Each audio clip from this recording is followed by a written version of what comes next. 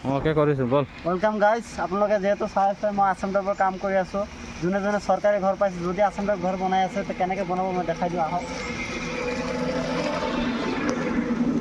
যিহেতু তিৰপাল ৰেডি ৰখাব, এতিয়া বাৰিষা ছিজন, বাৰিষা পৰিলে এনেকৈ তিৰপাল দি ঢাকি থ'ব, মচা ঢাকি থ'ব পাৰে। আৰু আহক, এতিয়া বালি চিএম, যিহেতু বালি চিএম দাম বাঢ়ি গ'ল, বালি এক চিএম বালিতে 1800 টকা হ'ব।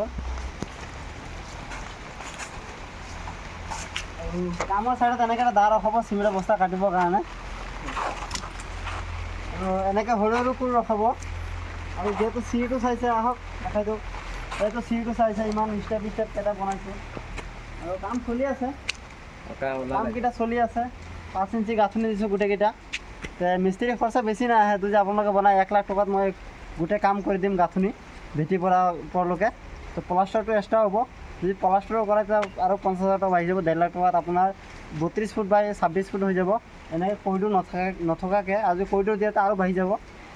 চাই লওক, যিহেতু মানুহ কাম কৰি আছে, আজি বৰষুণ দিয়াৰ কাৰণে অলপ সেইফালে গৈছে। আমি বৰষুণতে ভিডিঅ'টো বনাবলগীয়া হৈছে।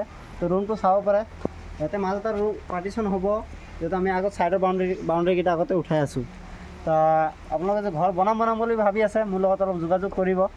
মোৰ ঘৰ কঠীয়াতলি চিঙাপুৰীয়া, আপোনালোকে যোগাযোগ কৰিব পাৰে। বিল্ডিং বনাই, যি বনায়, ডিজাইন বনায়, কিবা বনায়, ডিজাইনৰ কামো কৰোঁ। হ'ব, ঠিক আছে।